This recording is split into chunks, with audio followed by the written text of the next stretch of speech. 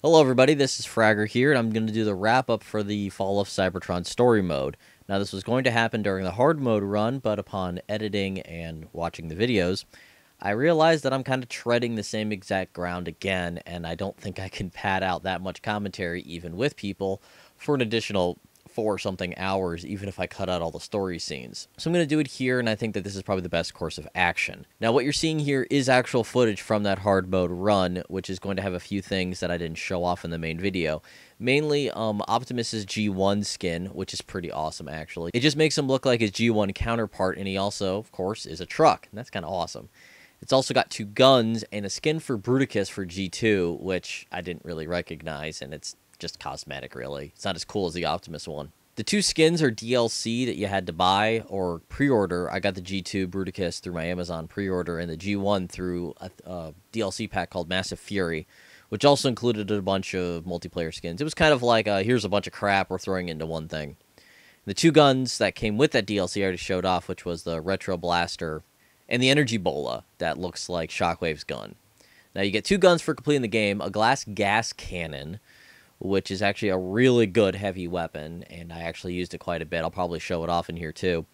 And also a harpoon gun, which is okay. It's like an in-between with the Path Blaster and the Warp Cannon. It's got the power of the Warp Cannon, but it's a single shot, no splash damage. So it's pretty good, although on hard it takes sometimes 2 hits to kill somebody, and you don't get a ton of ammo, and there's no upgrades for it. It's fairly useless. So that's pretty much the extra stuff. There's not much else. But other than that, I wanted to talk about my feelings on this game and a few things I didn't really get to dig into.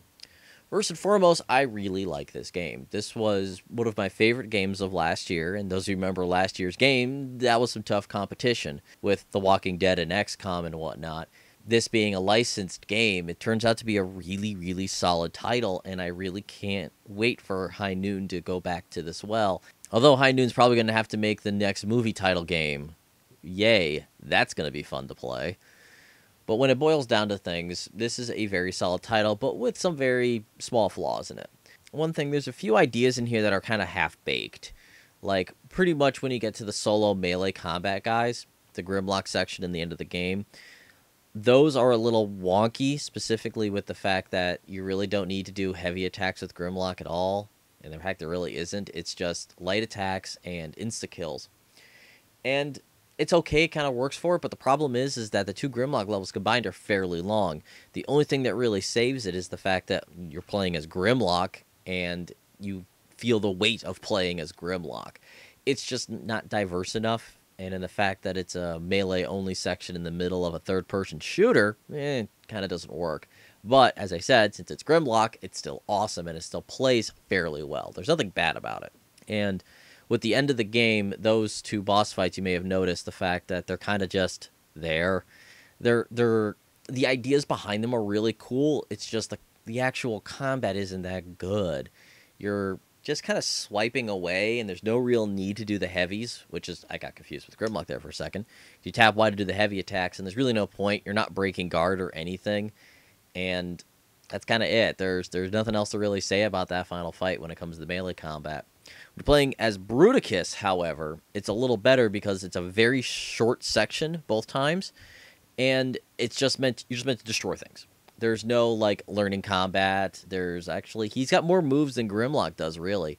Because Grimlock, I think, has as many moves, but they're split between him transforming and whatnot.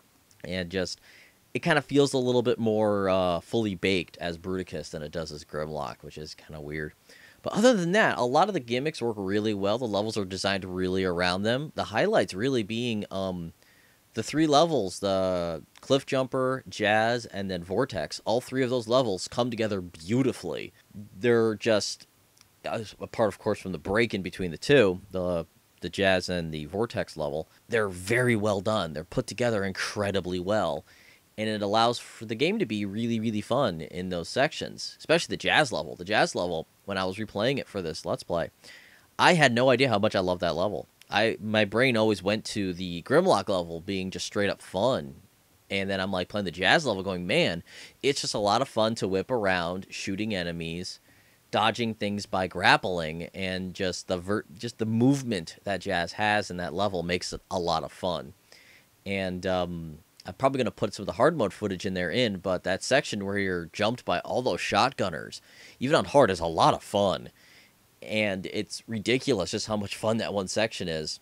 And the Vortex level as well is very, very fun because it's, the flying thing really allows them to make the level big. And because it's only 3 sections, really. It's the opening section, the part where you're destroying the bridge, and the part you're inside the bridge. And the first 2 sections are very large, and they're very cool in how big they are. And it also allows them to be more detailed, to show scale, and it's just a lot of fun there. Then the 2 Swindle levels, they're okay. I mean, I don't like the fact that it's pretty much a mini Jazz level, then another mini Jazz level followed by Bruticus, and that's okay. And then the Megatron level, which is pretty neat, the gladiatorial combat one, which I think is kind of a good idea for a level. Then the Final Countdown, I really don't like that level. It's bland, just doesn't do anything new. And that's kind of it, because then after that's the Starscream level, which is pretty neat. Then the 2 Grimlock levels, then finale. And of course, the Optimus stuff, which is really fun, because you get to play as Optimus, and it kind of helps you get into the mode of the game. I did mention the Cliff Jumper part, which is kind of fun being cloaked. And the fact that you can play, like, 80% of that level invisible, which I really like, and I like the fact that you have that choice. But other than that, it feels like this game could have spent like another couple months in testing, probably made it a lot better. That's what really hurt their in-between game, which was the Dark of the Moon game that they made, was that game really felt like it needed some QA. Because I may do it at some point, but there's a level where you play as Soundwave and you play as Laserbeak for a section of it. And the Laserbeak section is like a fucking half an hour, and it's ridiculously boring. It's awful. It's like you need to cut that shit in half. And that game is actually pretty neat. Some of the stuff they do in there is pretty cool, and you can see a lot of that bleed into this game, where you're jumping around characters constantly. They did that in Dark, and they also have every level has pretty much a gimmick. And they have a cloaking level too, which is actually pretty fun. I think it's Sideswipe. You play in that game, you play cloaked. But in the end, playing this game is kind of like, oh yeah, there's some really good stuff in here, and I really hope that they can take that and just make the next game better. And will there be another game? Probably. Probably won't see it this gen. Probably see it next gen. As this gen, they're ending with Deadpool. But what are they going to make it about? Are they going to make it about them on Earth? Them in their exile from Cybertron? What's it going to be about? Who knows? Either way, I hope it's something pretty cool, because I really like these guys, and I want them to kind of finish a trilogy of Cybertron games. That's kind of it for the story stuff. Then after that, I don't know if I'm going to do multiplayer, so I'll just talk about it here. Multiplayer in this game is pretty neat. It's your traditional competitive type game types, where you've got deathmatch, team deathmatch, capture the flag type game, a domination type game. They're all pretty standard, but the nice gimmick, of course, is the whole building your own Autobots and Decepticons. And then, of course, there's DLC attached to it, where you can get more skins. You can even play as the Dinobots in the multiplayer, which is pretty neat, being able to play as a Grimlock stomping around. When that DLC first hit, everybody was Grimlock. It was kind of ridiculous. But, I mean, it's pretty cool to be able to make your own Autobots and Decepticons. I mean, making your own Nemesis Prime is always a highlight. So, that's kind of it for the multiplayer. After this, I'm going to have 4 more escalation videos after this, if I get editing on them, because these are going to be a bit rough. You'll see what I mean.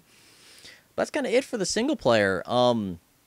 Yeah, I really, really enjoyed this game, and I hope you all enjoyed watching me play this game.